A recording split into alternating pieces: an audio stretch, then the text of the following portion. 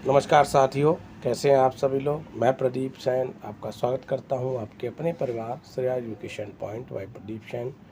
तैयारी आपकी कैसी चल रही है? बहुत अच्छी चल रही हो ऐसी उम्मीद के साथ आज हम लोग वाक्यांश के लिए एक शब्द जो आपकी 2020 सीरीज चल रही है सतत रूप से, उसी में अति महत्वपूर्ण प्रश्नों को लेकर आया हूं।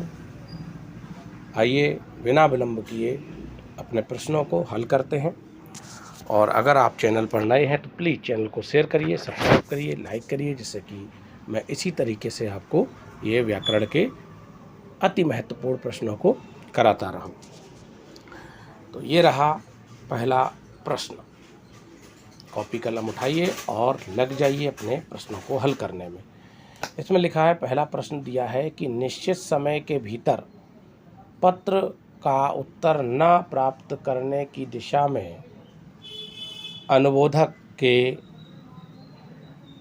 रूप में भेजा जाने वाला पत्र क्या कहलाता है। तो इसमें इसके लिए एक शब्द का प्रयोग करना है। तो ये शब्द क्या हो सकता है कि जो निश्चित समय के भीतर पत्र का उत्तर न प्राप्त होने की दशा में अनुबोधक के रूप में भेजा जाने वाला पत्र क्या कहलाता है। तो सही विकल्प क्या होगा बच्चों? तो सही विकल्प इसका क्या है? प्रतिवेदन है, ज्ञापन है, परिपत्र है या अनुस्मारक है। क्या उत्तर हो सकता है? तो सही उत्तर इसका होगा अनुस्मारक। सही विकल्प क्या होगा? विकल्प नंबर डी आपका सही होगा, अनुस्मारक होता है। प्रतिवेदन प्रार्थना को कहते हैं, ज्ञापन भी एक किसी कार्य के लिए प्रार्थना पत्र है, ये भी एक प्रार्थना पत्र का प्ररूप होता है। और परिपत्र भी एक आधिकारिक रूप से सूचना देने के लिए भेजा गया पत्र होता है। तो अगर किसी निश्चित समय के भीतर उत्तर प्राप्त नहीं हुआ तो उसके लिए हम अनुस्मारक के रूप में उसको हम भेजते हैं। ठीक है, तो ये सही विकल्प क्या है? अनुस्मारक। अगला प्रश्न, प्रश्न संख्या 2। प्रश्न संख्या 2 क्या है? जंगल में लगने वाली आग के लिए एक शब्द बताना है। क्या होता है? विकल्प दिए गए हैं, जठरानल, दावानल, बड़वानल और कामानल। तो जंगल में जो आग लगती है उसके लिए शब्द का प्रयोग होता है दावानल। सही विकल्प नंबर बी होगा। और जठरानल कहते हैं पेट की अग्नि। पेट की जो अग्नि होती है उसको कहते हैं बच्चों, पेट की आग या पेट की अग्नि को हम कहते हैं जठरानल। बड़वानल कहते हैं समुद्र या पानी में जो आग लगती है उसको हम कहते हैं बड़वानल। यानी ये समुद्र या पानी की आग को कहते हैं, समुद्र या पानी की आग, है ना। और कामानल ये आप जानते हैं काम से संबंधित है तो वो कामानल है। तो सही विकल्प क्या होगा? बी।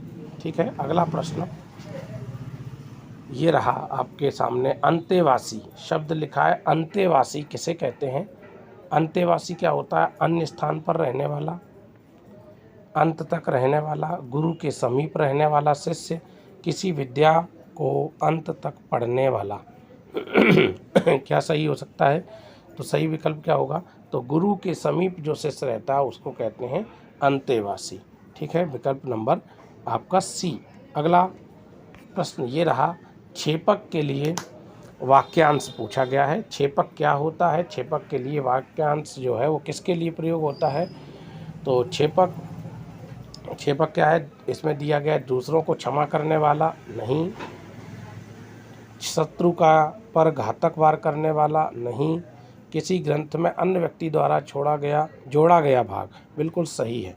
किसी व्यक्ति द्वारा किसी ग्रंथ में अन्य जो भाग जोड़ा जाता है, जैसे कोई पुस्तक किसी ने लिखी है उसमें कुछ अंश दूसरे व्यक्ति ने लिखे हैं तो उसी को कहते हैं छेपक। ठीक है, तो विकल्प नंबर सी आपका सही उत्तर होगा। अगला प्रश्न ये रहा, फेंक कर चलाया जाने वाला अस्त्र के लिए एक शब्द बताना है। तो जो अस्त्र फेंक कर चलाया जाता है उसे क्या कहते हैं? उसे सॉरी उसे कहते हैं, जो फेंक कर चलाए जाने वाला हथियार होता है उसे अस्त्र कहा जाता है। शस्त्र हाथ में पकड़ के चलाया जाता है और अस्त्र फेंक कर चलाया जाता है। ठीक है, तो अगला प्रश्न, भाला भी फेंक कर चलाया जाता है, लेकिन ये भाला भी अस्त्र में ही आ जाएगा, हाथ। ठीक है, गुलेल ये हाथ में पकड़ के चलाई जाएगी, और ये अस्त्र जो है, अस्त्र के अंतर्गत जो ऐसे हथियार जो फेंक कर चलाए जाए। विकल्प नंबर ए आपका सही। अगला प्रश्न, जल या समुद्र में, देखो आ गया वही प्रश्न, जल या समुद्र में लगने वाली जो आग होती है उसे क्या कहते हैं? तो जल या समुद्र की जो आग होती है बच्चों, उसे कहते हैं बड़वाग्नि या बड़वानल। ठीक है, बड़वाग्नि या बड़वानल कहा जाता है। और दावानल क्या होता है? ये जंगल की आग होती है, जंगल की आग सॉरी, जंगल की जो आग होती है उसको कहते हैं दावानल। जठराग्नि पेट की आग होती है, पेट की अग्नि होती है, उसे जठराग्नि कहते हैं। अगला प्रश्न ये रहा आपके सामने, ये रहा प्रश्न संख्या 7, पेट की आग। देखिए अभी लिखाया था, पेट की अग्नि के लिए क्या शब्द प्रयोग होगा? तो जो पेट की अग्नि होती है उसके लिए विकल्प नंबर बी आपका सही होगा, उसको कहते हैं जठराग्नि। ठीक है, जठराग्नि। अगला प्रश्न,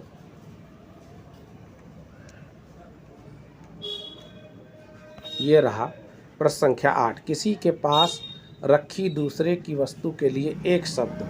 किसी के पास रखी दूसरी वस्तु के लिए, जैसे किसी के पास कोई वस्तु रख जाता है, कहना ये हमारी रख लो, और धरोहर के रूप में रख जाता है, तो उसको क्या कहते हैं? उसको कहते हैं थाती। क्या कहते हैं? विकल्प नंबर सी होगा, थाती कहते हैं। ठीक है, परवर्ती अन्न के लिए, बपौती जो पिता से मिलती है, और वर्तिका एक वर्ती को कहते हैं, दीपक की जो बाती होती है उसको वर्तिका कहते हैं। ठीक है, अगला प्रश्न ये रहा प्रश्न संख्या 9, गोद में सोने वाली स्त्री के लिए एक शब्द पूछा है। ये गोद में जो स्त्री सोती है उसको क्या कहते हैं? गोद में सोने वाली स्त्री के लिए एक शब्द क्या है? इसमें दिया अंक साइनी यानी इंद्रिय सीधित और कोई नहीं। तो गोद में जो स्त्री सोती है उसको क्या कहते हैं? अंक साइनी कहा जाता है बच्चों, अंक साइनी। अंक मतलब गोद को ही कहते हैं, अंक गोद को भी कहते हैं। ये अनेकार्थी शब्द है, तो सही विकल्प ए होगा। अगला प्रश्न, प्रश्न संख्या ये रहा 10, बचपन और जवानी के बीच की जो अवस्था होती है उसके लिए एक शब्द क्या है? बचपन और जवानी के बीच की जो अवस्था होती है उसके लिए एक शब्द आता है वयसंधि। वयसंधि। नवोड़ा क्या होता है? नवोड़ा जिसका हाल ही में विवाह हुआ हो उसको नवोड़ा कहते हैं। वयस्कता ये भाववाचक संज्ञा है, और नवयुवा ये भी नवयुवा ये नवयुवक को कहते हैं। ठीक है, तो वयसंधि बचपन और जवानी के बीच का समय जो है वयसंधि कहलाता है। अगला प्रश्न ये रहा 11वां, ऐसी धातु है जिसका भेदन ना किया जा सके। ऐसी धातु जिसको भेद ना सके कोई, उसको कहते हैं, क्या कहते हैं? इसमें अखंड दिया है, अविभक्त दिया है, इनमें से कोई नहीं, और अवेद्य दिया है। तो क्या होगा? अवेद्य होगा सही, बिल्कुल आंसर सही है 11वें का डी, अभेद्य। जिसको यहाँ पे अभेद्य होना चाहिए, अवेद्य लिख गया है, आप लोग सही कर लेना। अभेद्य शब्द का प्रयोग होगा, अभेद्य, अभेद्य जिसको भेदा ना जा सके, तो ये इसका सही होगा। टाइपिंग मिस्टेक हो गई है। तो अगला प्रश्न ये रहा 12वां, सड़क पर बिना देख रेख के जो जानवर घूम रहे होते हैं, जो जानवर बिना देख रेख के घूमते हैं, लावारिस होते हैं, जिनके कोई पालक नहीं होते हैं, ऐसे जानवरों को क्या कहते हैं? जो या भटक गए हैं किसी दूसरे स्थान से, दूसरी जगह आ गए हैं, भटकाव के कारण, उनको क्या कहा जाता है? तो ऐसे जानवरों को क्या कहते हैं? गाभिन। गाभिन तो कहते हैं ऐसा जानवर, जैसी गाय, ऐसा पशु जो जिसने गर्भ धारण किया उसको गाभिन कहते हैं। वनैला जो होता है इसको कहते हैं जंगली जानवर। जंगली सूअर भी आता है वनैला में, जो जंगली सूअर होता है उसको भी वनैला कहते हैं, जंगली सूअर को, जंगली सूअर। को वनेला कहा जाता है। हिंसक जो हिंसा करता है, गाभिन जो गर्भ धारण करने वाली जो जानवर है उसको कहते हैं, और अनेर, इसका सही विकल्प क्या होगा, अनेर। अनेर कहते हैं जो जानवर बिना रेग रेग के घूमते हैं। तो सही विकल्प आपका सी। अगला प्रश्न ये रहा, वह सिर से पैरों तक गहने पहनी हुई थी। इसमें वन वर्ड बताना है। वाक्यांश के लिए एक शब्द, सिर से पैर तक गहने पहनी हुई थी के लिए क्या होगा, तो सही विकल्प बच्चों होगा विकल्प नंबर ए, अपाद मस्तक। अपाद मस्तक यानी सिर से पैर से मस्तक तक या सिर से पैर तक के लिए हम प्रयोग करते हैं विकल्प नंबर ए। सिरोधार्य क्या है, सिरोधार मतलब सिर पर धारण करने वाला, सिरोरेखा सिर पर जो खींची गई रेखा, सपद जो पद सहित हो, तो सही विकल्प ए होगा। अगला प्रश्न ये रहा आपके सामने, सब लोगों से संबंध रखने वाला। वाक्यांश के लिए एक शब्द क्या होगा, सब लोगों से जो संबंध रखता है उसके लिए क्या होगा, उसके लिए क्या है, जो सब लोगों से संबंध रखे उसको कहते हैं सार्वजनिक। सही विकल्प क्या होगा, सार्वजनिक होगा। बिल्कुल बी आंसर आपका सही होगा। कमेंट बॉक्स में आप भी आंसर देते रहिए।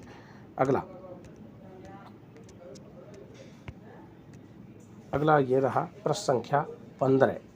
क्या लिखा है, पके हुए अन्न की भिक्षा। वाक्यांश के लिए एक शब्द बताना है। पके हुए अन्न की भिक्षा के लिए एक शब्द आपको बताना है, क्या होगा, तो इसमें लिखे हुए ऑप्शन है, मधुकरी दिया है, पकवान दिया है, लोमस दिया है, दुर्भिक्ष दिया है। तो मधुकरी क्या है इसमें, तो सही विकल्प इसका होगा मधुकरी ही होगा। जो पके हुए अन्न की भिक्षा होती है उसको कहते हैं मधुकरी। ठीक है, पकवान क्या होता है, ये पका हुआ अन्न होता है। पकवान क्या है, पका हुआ अन्न होता है, लेकिन भिक्षा इसमें लिख दिया इसलिए मधुकरी होगा। अगर पका हुआ अन्न पूछता तो पकवान हो जाता है। लोमस क्या होते हैं, लोमस एक ऋषि भी थे, एक महान ऋषि थे, लोमस उनको कहा गया था। ठीक है, दुर्भिक्ष क्या है, ऐसी भिक्षा, ऐसा भोजन जो भोजन की कमी हो जाए तो भोजन लोगों को ना मिल पाए उसको कहते हैं दुर्भिक्ष। ठीक है, तो विकल्प ए आपका सही है। अगला प्रश्न ये रहा 16, जो केंद्र से हटकर दूर हो। वाक्यांश के लिए एक शब्द बताना है, केंद्र से हटकर दूर हो, तो उसको क्या कहेंगे, तो उसको कहते हैं बच्चों, क्या कहेंगे, केंद्रापसारी शब्द उसका प्रयोग होता है। जो केंद्र से हटकर दूर हो, केंद्र से दूर हो जाए उसको केंद्रापसारी कहते हैं, और जो केंद्र की तरफ हो उसको केंद्राभिसारी कहेंगे, और केंद्रोन्मुख केंद्र की तरफ मुख हो वो केंद्रोन्मुख हो जाएगा। क्रमागत जो क्रम से चले, तो सही विकल्प हमारा क्या होगा, केंद्रापसारी। ठीक है, अगला प्रश्न संख्या ये रहा 17, वह सिद्धांत जो हर वस्तु को नश्वर मानता है। ऐसा सिद्धांत है, ऐसी थ्योरी है जो हर वस्तु को नश्वर मानता है, उसको क्या कहते हैं। ये बहुत महत्वपूर्ण है, आपको लग भी रहे होंगे कि ये आपने कम सुने होंगे। ठीक है, तो इन शब्दों को, इन प्रश्नों को जरूर से तैयार कर लीजिए। वह सिद्धांत जो हर वस्तु को नश्वर मानता है के लिए क्या शब्द होगा, एक शब्द दिया गया है वैराग्यपंथी, अस्तित्ववादी, उपरोक्त कोई नहीं, और अनित्यवादी। तो सही विकल्प क्या होगा, विकल्प नंबर आपका होगा ए, अनित्यवादी के लिए। वह सिद्धांत जो हर वस्तु को नश्वर मानता है उसको कहते हैं अनित्यवादी, यानी नित्यवादी जो नश्वर नहीं मानता है, और अनित्यवादी जो नश्वर मानता है। ठीक है, वैरागपंथी जिसने विराग ले लिया है वो वैरागपंथी, अस्तित्ववादी जो अस्तित्व को मानता है, अस्तित्ववादी, उपरोक्त तो कोई नहीं। ठीक है, तो विकल्प ए आपका सही आंसर है।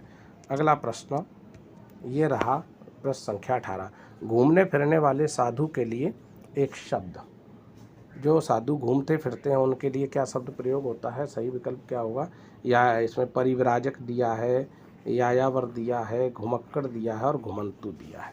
तो क्या विकल्प हो सकता है सही, तो इसका सही आंसर बच्चों क्या होगा, सही आंसर होगा परिव्राजक।